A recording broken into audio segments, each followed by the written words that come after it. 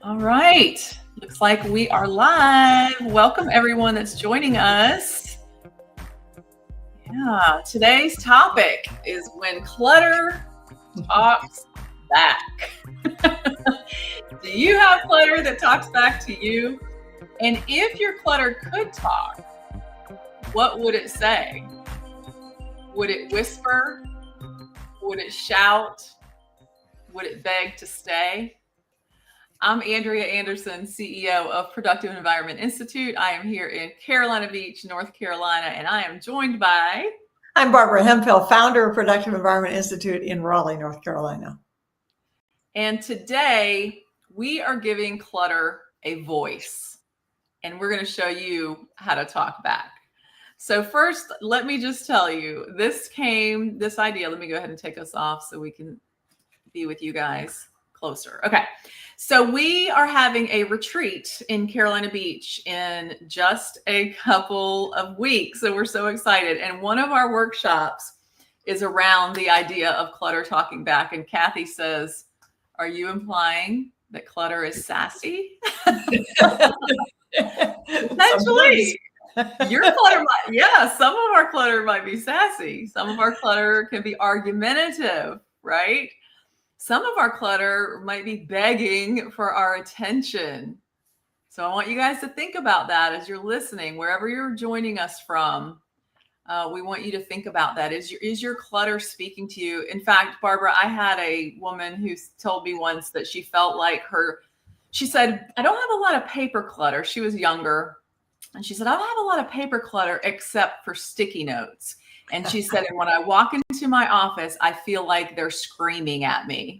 That's what she says. So her clutter was screaming. Her sticky notes were screaming. So what's your clutter doing to you? What is your clutter doing? So we want to talk about that clutter isn't just stuff. It's communication.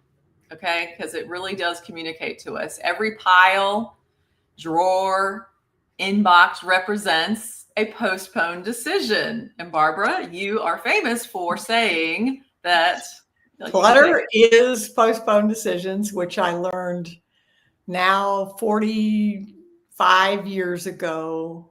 I remember so clearly just standing in front of a closet, pulling out a dress with a price tag still on it, and saying, how does this make you feel?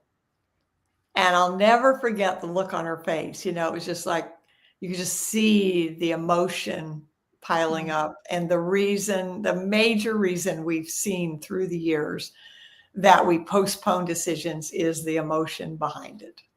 Mm-hmm. That's right. I said to her, if you ask that question, how does this make you feel? And if it makes you feel anything negative, it makes you feel sad, depressed, angry, guilty, fat, overworked, stupid, whatever, you can't afford it, because we cannot afford. Now life is so overwhelming with things coming at us so quickly and being so difficult to do. I have to give you an example just that kind of talks about it. We've renovated our house. I bought a new doorbell and I went to install it. The doorbell had 52 ringtones that you could choose from. And I thought, if that is clutter, I've never heard of it. So clutter is postponed decisions. But as you pointed out, Andrea, early in our work together, that making a decision is not enough. You have to have a way to implement the decision. So you have to deal with the emotion about making the decision, but then ultimately have a way to implement it, which is what our systems are all about. Exactly. So just keep that in mind. Clutter isn't just stuff, it's communication, okay? And physical and digital clutter. So we're talking about both physical and digital clutter.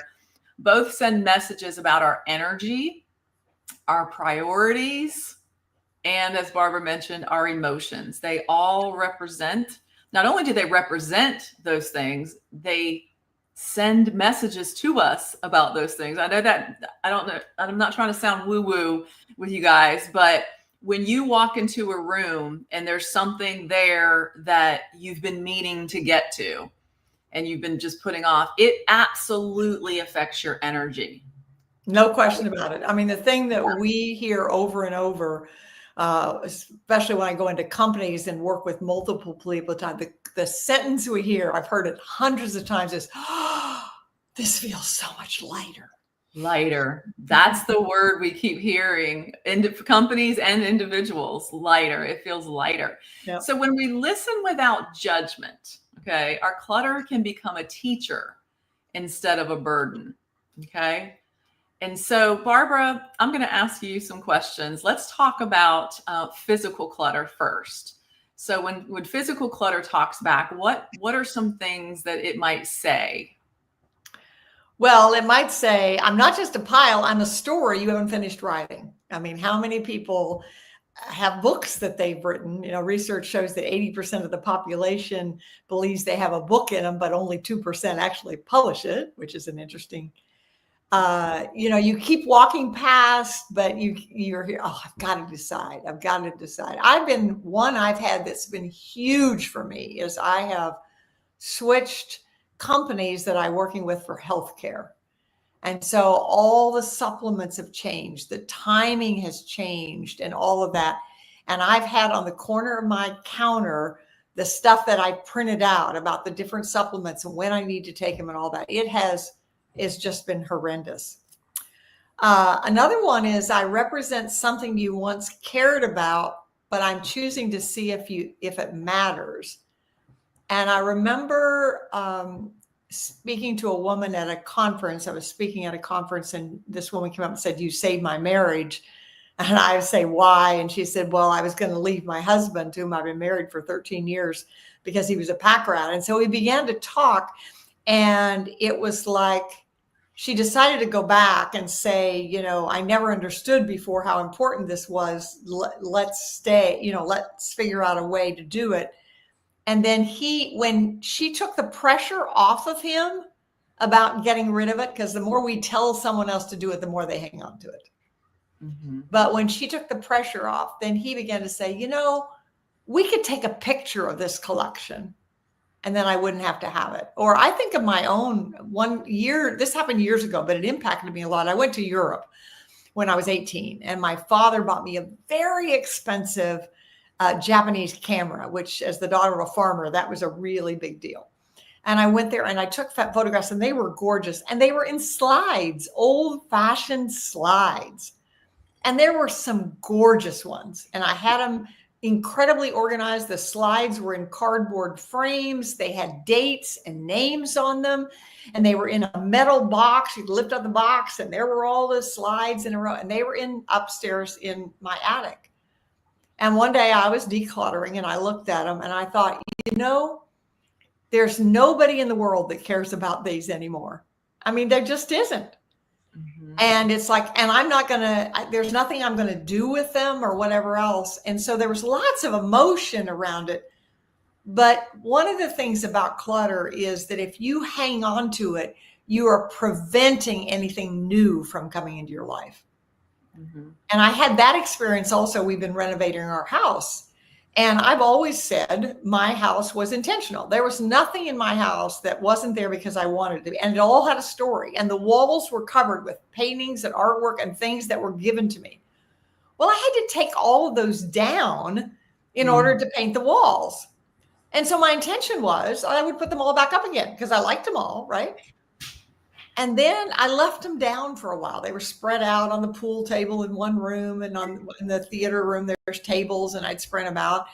And so for a few weeks they were there because I hadn't hung them up. And then I looked at them and I thought, you know, these are okay, but they've been around a long time. And I've gone places where I saw art and said, oh, but I don't have any place to hang it. Mm-hmm. And it suddenly struck me that if I hung back all of that stuff that I'd had, we've lived here 29 years, and there was nothing ugly. They were things that I loved or intentional, but it's like, it's holding me back because it's preventing me from being able to experience anything new. So now if you come into my house, and I'm doing a retreat in my house this Saturday, some of the walls are blank. And I left it that way on purpose because I want to leave space for new things to come in. Mm-hmm. I love it. Yeah. We had a couple of people in our Soar to Success group on Friday. We talked about this in that group as well. And one of our clients said, that her inbox was like glaring at her. Like her inbox, like, hey, I'm over here. Don't forget about me. And so we talked about that. And then she tackled it. She handled it while we were there. And then another one said, an example of what you just said, Barbara, she had a box of memorabilia that were just reminders of trips she had taken through the years. And it was taking up space. Nobody else in her family will want it after she's gone. And she could keep it because you always teach us that we can keep anything that we want as long as we're willing to pay the price. And that's time, space, money, and energy. And up to this point, she's been willing to pay that price. So it's been sitting in her closet with no problem. Now she's decluttered so much and she's all like, loving it. And so she's like, you know what? Now may be a good time to address that box, because it's, that's one of the things that clutter could be saying is you hold on to me because you don't want to lose what I remind you of, but I'm taking up the space that you need for your future. And you gave an example of, and this is what was offered on the call as well. Take pictures of those things. That's one option, is take pictures of those things and then not necessarily keep all of the physical. So I think it was a lot of postcards. And so, don't need to keep all those physical postcards. So yeah. So clutter can make you feel a little bit guilty. And then I'll go through the digital clutter, Barbara. So this guy, switch gears for a minute to your digital clutter. Okay. So I'm your inbox and I'm exhausted. I've been trying to get your attention for weeks. So think about your inbox and your email. Every unread email says, you haven't decided what I mean to you yet. And that includes junk, right? If it's sitting in our inbox, then we haven't made a decision about whether it's something we want to keep, something we need to do, or something we can toss. Okay. And then your clutter might also say that your digital clutter, that folder named to sort someday, I'm the digital version of your junk drawer. So if you've got a digital folder that says someday, and I actually, because Barbara, another one of your principles is today's mail is tomorrow's file. So when I set up my digital system in Google Drive, there are thousands of files in there that I'm not ready to let go of yet because I might need them, right? And I haven't looked at them yet. I haven't done that review yet. So I put them in a folder and I said to sort. And I'm okay with that. Like, I've got the space. It's okay for it to be there. But then the things that I do use, I'm pulling out and I'm putting them in the new system, right? So when you set up a new system, you start using that.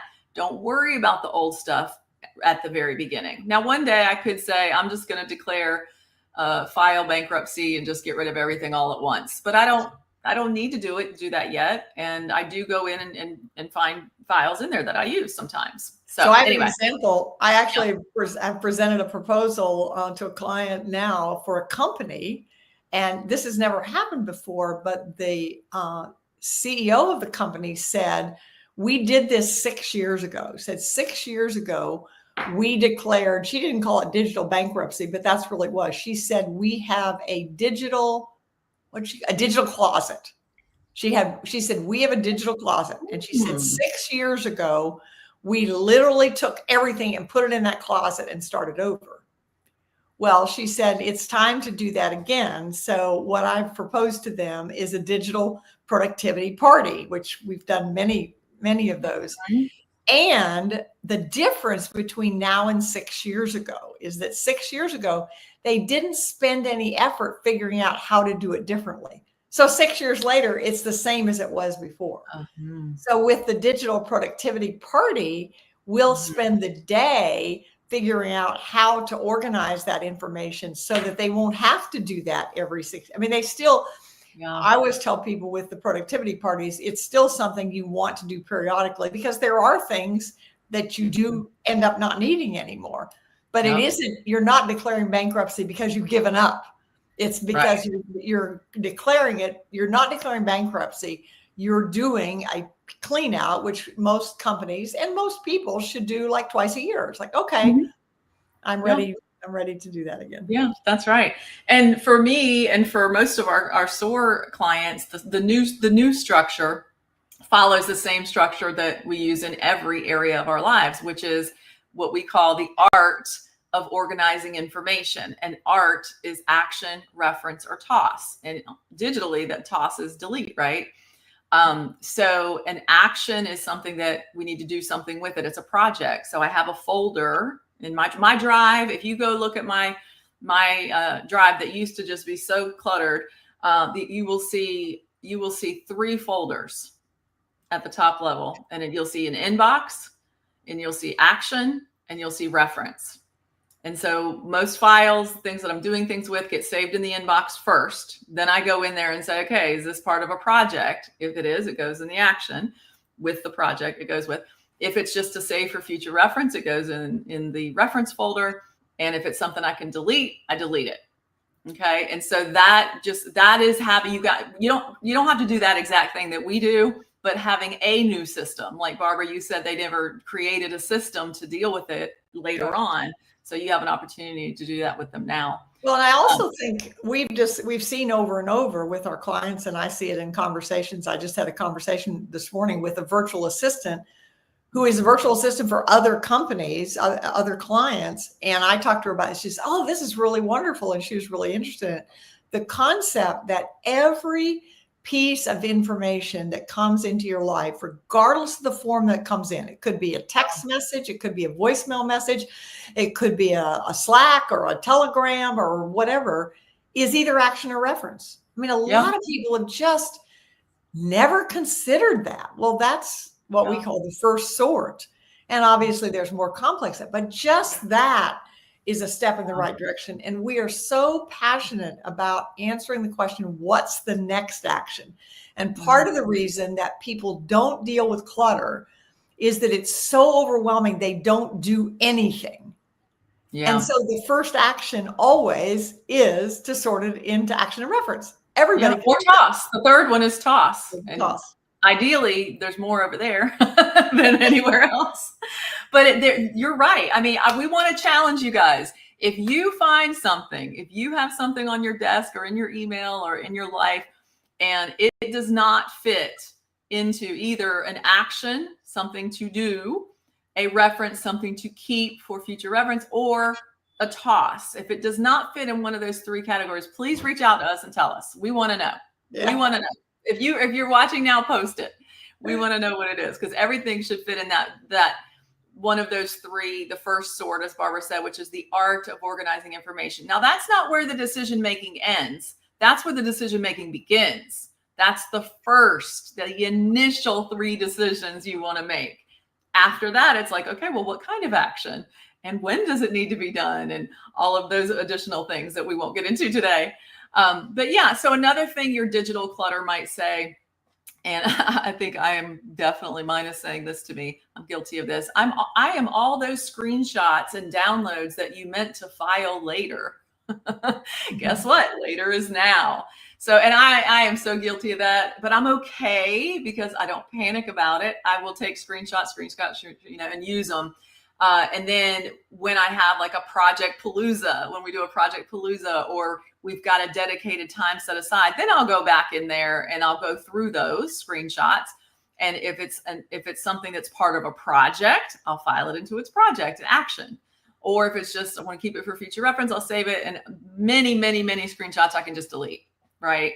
So we don't forget about them. They're there. So anyway, that might be something your digital clutter is saying to you. And your desktop might just say to you, you've got too many tabs open in your brain. So the tabs are open on your computer and the tabs are also open in your brain. So that's what your digital clutter might say to you. And then Barbara, we've got a couple here that the clutter is being kind and gentle with you. So what are some of the things that your clutter might say gently? Well, one is to say, I'm not your enemy, I'm a messenger. What does this clutter tell you about something? listen to me, learn from me, and then let it go. I think about working with a client who had books autographed, lots of books autographed to her. And she was reluctant to let them go because that seemed disrespectful of that person. And so one of the things I taught her in the process, she's writing a book herself right now. And I said to her that when I autograph books now, when I'm in a speaking engagement autographing books, I don't autograph them to individuals. I autograph them generically.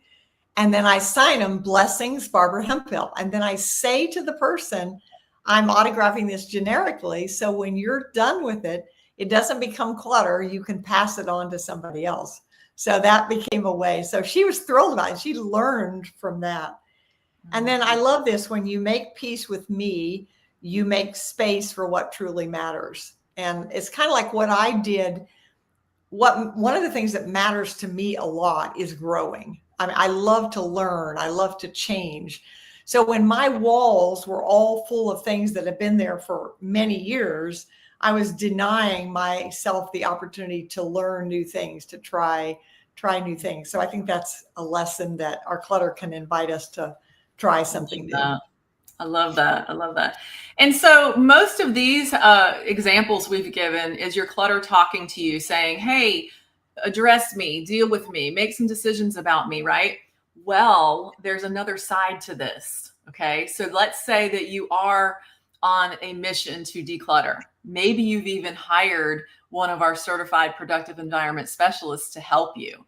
And you're going through whether it's your paper or physical stuff or email, whatever it is, and you are on a mission to make decisions because you hear Barbara saying clutter is postponed decisions. And so you're making the decisions and it's time for it to go. Then your clutter fights back. So here are some things that your clutter personified might say to you. You spent good money on me. You can't just throw me out. You guys ever hear that in your mind when you're thinking of letting something go? Another one is, I was a gift from someone who loves you. Barbara, that one makes me think of your example of your dear Aunt Sally's. And Sally's candlesticks. Yeah, I love Aunt Sally. But the candlesticks are not really my style. I mean, how many times have we run into that? Yeah. And here's another one. I'm still perfectly good. Someone could use me someday. Yeah, and the key word there is someday. And one of the saddest conversations I had was with a woman, was in one of our groups, who said she had all of her baby equipment up in the attic, stroller and all that. And she said her children, I think, were in their 40s at this point. And now there was no point in giving them away because they're not, car seats that were that many years ago are not good. And she said it made her so sad that she had denied the opportunity of somebody else using them. And one of the things that I just talked to a woman on the phone the other day who was in a job where she dressed up a lot and had formal gowns and fancy business suits, and they were very expensive. And she really struggled with letting them go. And then when she did, she said she found a young professional that was in a position in Washington, D.C. So she was going to events and things where there would be, and she gave them to her. And she said she was thrilled. And she said, I really set her up for a much better life because of what I was willing to let go of. Right. And she'd just been holding that in her own closet and not benefiting anyone. So I think we all think about that. We all have that. Then there's the fearful ones. You guys recognize these? What if you need me again next week? What if you're going to get rid of me now, but what if next week you need me? So it's begging you not to let it go. And then this is me with my notebooks. You guys have heard about my notebooks. You don't even know what's in that pile. What if something important is inside? And that has been my issue with my notebooks. I'm making progress. I'm still making progress. But for 3 years, I have kept these notebooks because I need to go through every piece of paper. And what if there's something really good? What if there's some notes in there that are really important? Okay, but Andrea, I have to bring up Hemhill's principle. If you don't know you have it or you can't find it, it is of no value. The truth is, a friend of mine said his house burned down, and he said it was the best thing that ever happened to him because he said they didn't have to make decisions. And, that's just This one, Barbara, let me know about this one for you, because you are the idea queen, right? Yeah. So if you've got, and you just went through this process with Angie, and you went through your filing cabinets of decades of your business ideas. And so if that clutter said to you, I might be the key to your next big idea. Yeah. Or I already have the idea, but it's like, okay, if I throw it away, I'll forget the idea even, it's like, because the ideas come so quickly. So absolutely. That's one of my biggest. So document it. In fact, we've added, everybody names it something different, but we talked about this on our SOAR board, and SOAR, systemize and organize with action and reference.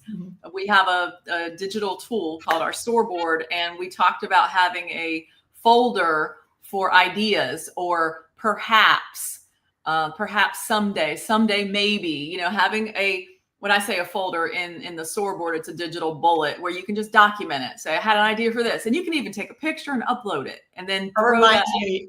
Years ago, I had a woman who had a physical file, and it was called Warm Fuzzies.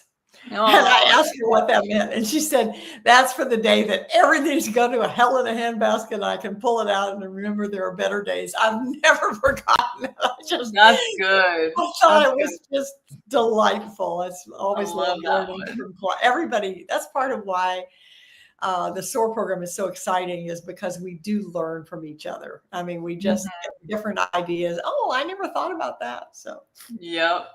Then we have the sentimental ones. I'm part of your story. You can't delete me. You can't toss me. Or I remind you of who you were. Now, I was an elementary, I know you were a teacher in your past life, Barbara, and so was I. I was an elementary teacher for a little while, 3rd grade, and I loved it. And I kept everything. I kept yogurt cups and popsicle sticks, and I kept everything that could potentially be a craft. So I kept all that kind of stuff. And so that was really hard for me to let go of, because it reminded me of, I ended up going in a completely different direction and not teaching elementary school. Believe it or not, I became a family counselor, and then I've been doing this for 20 years. So I had to let those things go. And that was difficult, because it reminded me of, I can do all these fun things with these kids. And then, another sentimental one might be, you've carried me this far. Doesn't that mean that I matter? So if you've been keeping something for a really, really, really long time, you've moved it from place to place, and now you're ready to let it go. And then it says to you, well, you've carried me along this whole time. Like, why now? Don't you think you should keep me? So you want to be aware of that. And maybe the answer is yes, and that's okay. And that's where having a coach, having a guide, having a CPES or somebody with you to kind of guide you through that conversation, not somebody to tell you should keep it or should not keep it, somebody to ask you questions and help you make the decision for yourself. And then, Barbara, there's the justifiers. You want to go through those? You're organizing, not purging. I can stay if I'm in a prettier box. That's a good one. Through the years, we have had many clients who've hired organizers who put the papers in pretty files and pretty boxes, and that wasn't the solution. If you scan me first, I can live forever. But the real question is it really it? And obviously, if you scan it, but you don't have a system in order to find it again, then you're just creating clutter, which is through the years. I mean, when I went from organizing paper into digital, people would say, oh, we don't have to organize the paper because we're going to go digital. And all you end up with is a bigger, faster, hidden mess. And we've seen that over and over. And then you don't have to decide right now. You can just move to another pile, which is what some people have been doing for decades. And then eventually they get out of control.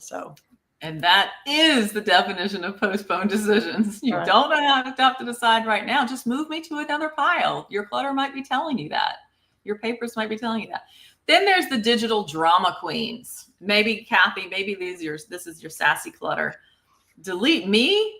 I've been in your inbox since 2016. We've got history. So they might try to tell you not to delete it. You don't even know that I have an attachment. You better open me first. So then your digital clutter might say that. Empty the trash? Whoa, let's not get drastic. How many times have you guys gone into your email or your digital files and clicked that empty trash? I mean, that's a brave thing to do. We just put things in trash and then they stay there. And if you don't have enough space in your drive, a lot of the reason is it's still in the trash. Just because you deleted it out of your main area doesn't mean it's gone. And so it's still taking up space. So so that's pretty drastic. So we're going to go through these next ones pretty quickly and then wrap up. I'm looking at the time. So let's just see what you can say back to the clutter. Okay. What you can say back to the clutter is, the money's already gone. Keeping you is what you're saying to it. Keeping you won't bring it back, but letting you go will buy me peace. Okay. Barbara? The love is in the giving, not the keeping. I can release the object and keep the memory. And I had that conversation with a woman yesterday who said, my clutter is my mother. And her mother had left, and that was it. And so we talked about how she can let it go, and that her mother would want her to. Her mother wouldn't want her to be burdened down with that stuff. Yeah. And then you can say back, if you're still useful, I'll pass you along to someone who needs you more. So it doesn't mean you're throwing everything away. You can be passing things along. And then here are some responses to the fearful ones. If someday comes, I'll have what I need or know where to find it. Yep. If something important is hiding inside, I'll take 2 minutes to check, not 2 or more years to worry. Ideas don't live in piles. They live in motion. If I need you again, I'll recreate you.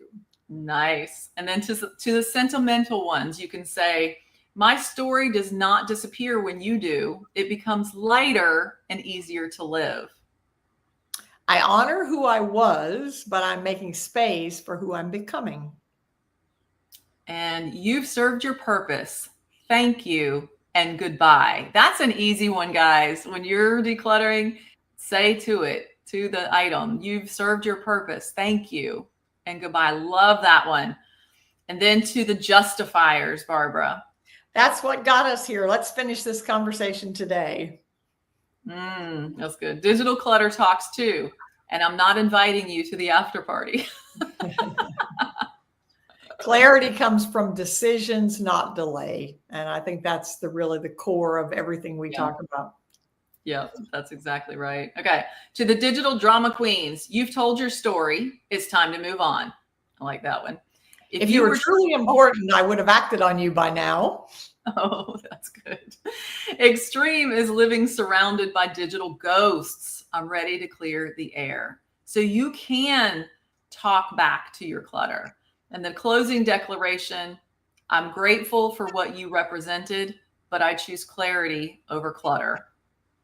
I'm keeping what serves me and releasing what doesn't with gratitude. Goodbye, old version of me. Hello, space for what's next. And I think of your walls, Barbara, with that one. I think of your walls. So turning clutter conversations into action. As we wrap up, we already mentioned the ART framework, which is the art of organizing information. Action means I need a decision or follow-up. Reference is I have value for later. And toss, I've already served my purpose. So this shifts the tone from shame to curiosity. What is this telling me? What decision have I been avoiding? Okay, so apply the same mindset to both paper piles and digital overload. So that is all for today. Again, this is an idea this is a topic we covered in our SOAR meeting last week, had a really great, very deep conversation about this. And we are doing a full workshop on this at our retreat coming up in just a couple of weeks here in Carolina Beach. So I just wanted to run this, give you guys an opportunity to see some of this content as well. So when you listen to your clutter, you'll hear what your life is really asking for. So pay attention. And let us know. Let us know. I'll give you one last thing for you to do, 2 last things for you to do. And then Barbara, if you want to wrap it, you're more than welcome to. One is, if you haven't already, go to lesscluttermorelife.com. And there's a free training video there that you can watch. And that kind of gets you into our community and connects you with us. And another thing is, wherever you're watching this video from, on whether it's YouTube or Facebook or LinkedIn, comment, tell us if there's something in your life that has been speaking to you, of some clutter, whether it's physical or digital, that has been speaking to you. So we'd love to hear your story. So Barbara, I'll let you wrap us up. Well, one of the questions that I started with years ago when we did what we called the art of waste basketry, the question is, what's the worst possible thing that would happen if I didn't have this? So that's a question that you can ask yourself when you open the utensil drawer in the kitchen and you see the watermelon balls that you've never used. Say, okay, could I really live without this? So thanks for joining us today. And I hope that you don't let your clutter ruin your life. Love it. Thank you, Barbara. Thanks, everybody. We'll see you next time.